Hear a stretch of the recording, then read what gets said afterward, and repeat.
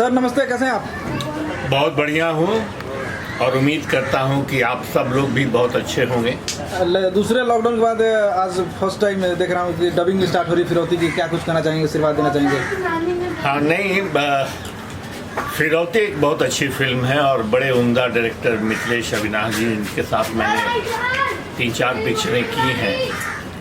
तो एक निर्देशक के रूप में तो मैं उनको बहुत सम्मान करता हूँ।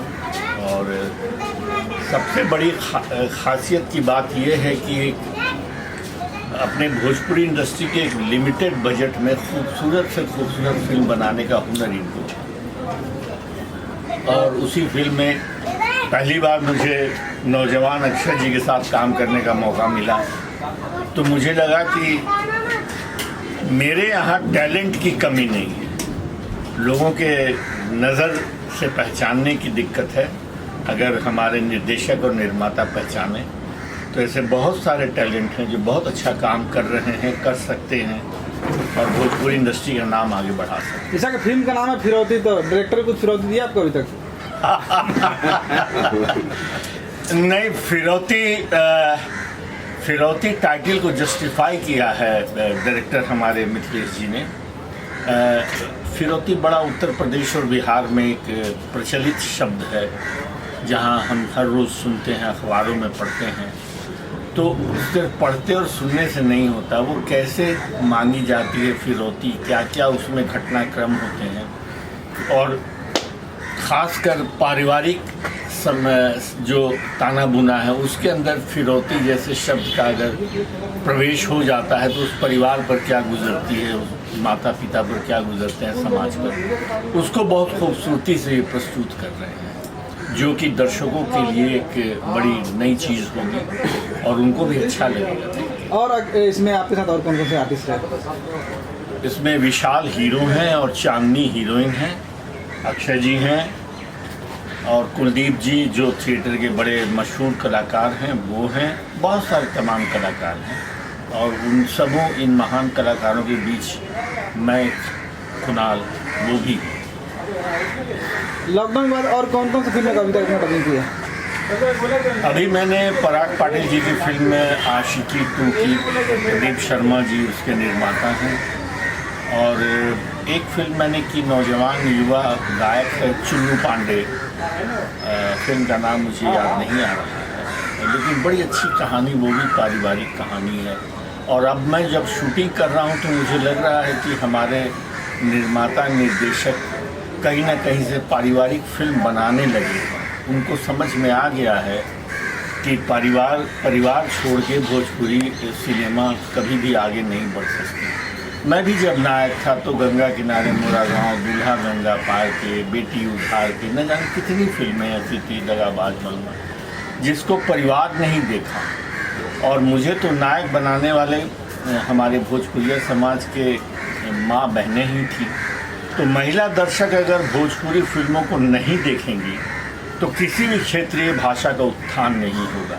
इसलिए मुझे ज़रूर फिल्म बनानी चाहिए जहाँ हमें महिला दर्शकों को प्रभावित कर सके। आपके दौर के डायरेक्टर मनी जी भी आज उपस्थित हैं और अभी कुछ देर पहले बहुत तारीफ कर रहे थे कि उस वक्त हम लोग की फिल्में बैलगाड़ी से लोग देखने आते थे।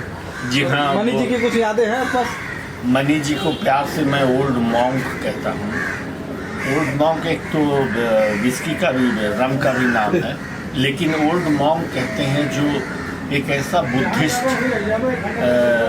जो मॉन्क जो गुरु होते हैं, आशीर्वाद देते हैं। तो इन्होंने काफ़ी समय गुजारा है फिल्म इंडस्ट्री में और आज मुझे खुशी हो रही है कि जब मैं इनकी फिल्मों का नायक था, लेकिन ये आज भी सक्रिय हैं और आज युवा पीढ़ी के साथ ये फिल्में बना रहे हैं। ये बड़ी अच्छी बात है, खुशी की बात है।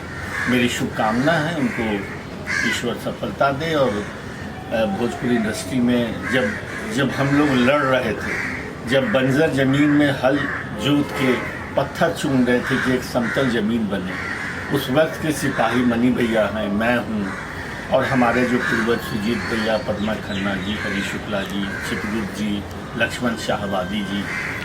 तो आज अच्छा लगता है जब उस बंजर ज़मीन में लहलहाता पौधा देखता हूँ। तो मैं दिल से बहुत सम्मान करता हूँ मनी भैया का। लेकिन कभी कभी थोड़ा सा वो मुझसे नाराज़ हो जाते हैं, चूँकि मैं हूँ थोड़ा सा उनको छेड़ता रहता हूँ, कैसे भी ओल्ड मॉन्क कह दिया तो कई लोग समझेंगे कि ये रम का नाम ले रहे हैं, रम बहुत पीते हैं, लेकिन नहीं, बहुत प्यार से अब ओल्ड मनी नहीं बोलते हैं। हाँ, जो बुद्धिस्ट धर्म में मॉन्क कौन होता है, तो मैं इनको उस नज़र से ओल्ड मॉन्क कहता हूँ, लेकिन दुनिया समझती है कि रम का नाम ले रहा है। कुणाल जी, आप पोल्ट्री से भी बिलोंग करते हैं, आप कांग्रेस पार्टी के बहुत पुराने नेता हैं। अभी योगी जी ने बोला है कि जो भी अश्लील फिल्में बनाएंगे उससे सब्सिडी उत्तर प्रदेश से नहीं दी जाएगी, आपका रिएक्शन क्या है इस पर? बहुत सही कहा उन्होंने, बहुत सही कहा। देखिए, भोजपुरी भाषा और समाज जो है ये अद्भुत है। इसमें तो कितने, हर एक उत्सव के लिए गीत है। आप छप्पर छवाइए तो एक गाना है, धान रोपिए तो गाना है, बच्चा जन्म ले तो गाना है, शादी हो तब गाना है। तो उसको छोड़ के जो आज हम लोग एक भेड़िया की खाल ओढ़ के अश्लीलता नुमा जो गीत, जो हम अपनी माँ बहनों के साथ बैठ के न सुन सकते हैं न देख सकते हैं, तो ये उनका कदम जो है बहुत उचित कदम है और मुझे लगता है इससे भोजपुरी इंडस्ट्री में एक बहुत बड़ा सुधार होगा। लास्ट जाते हैं तो दर्शकों को कुछ कहना चाहेंगे सिनेमा इंडस्ट्री के लिए? आप तमाम दर्शकों से विनम्र निवेदन है, अपनी भाषा पे गर्व करें, भोजपुरिया होने पे गर्व करें और भोजपुरी भाषा को प्यार दें और सिनेमा हॉल में जाके देखें। अगर सिनेमा हॉल में नहीं देखेंगे तो हम जो आप लोगों के मनोरंजन के लिए इतनी मेहनत करते हैं, कहाँ से पैसे जुटा के काम करते हैं, तो हम ख़त्म हो जाएंगे, बर्बाद हो जाएंगे। तो मैं नहीं चाहता हूँ कि आप लोगों का स्नेह प्यार हम लोगों को नहीं मिले। आपका स्नेह प्यार मिलेगा तो हमारी हिम्मत बढ़ेगी और हम अच्छी से अच्छी फिल्में लेके आपके बीच आएंगे। मिथिलेश सर, एक लाइन आज फिरौती के साथ डबिंग करना है, कुछ कहना चाहेंगे कुणाल सर को? यही कि इसी तरह अपना आशीर्वाद बनाए रखिए, इंडस्ट्री को आपकी बहुत जरूरत। मतलब अभी आप अपने आप को जवान समझ रहे हैं? हाँ, कलाकार को हमेशा जवान होता है, क्रिएशन होना चाहिए मन के अंदर। अच्छा जी, क्या कहेंगे आप? मेरा सपना था भैया के साथ काम करने का, जब से पढ़ाई करता था, जब से फिल्मों के बारे में सोचना देखना शुरू किया था, वो सपना इस फिल्म से पूरा हुआ है। भैया के साथ काम करके परिवार से बात मिला। आशुतोष खरे जी बोले गंगा किनारे पार्ट 2 बनना चाहिए। बनना तो बहुत चाहिए और मुझे लगता है कि मेरी वो फिल्में जो 75 हफ्ते, 50 हफ्ते, 25 हफ्ते चलती थी, वही वैसा ही सिनेमा भोजपुरिया दर्शक देखना चाहता है। हाँ ठीक है, उसी कहानी को, वैसे ही कहानी के ताना बुना को आज के परिवेश में प्रस्तुत करना चाहिए।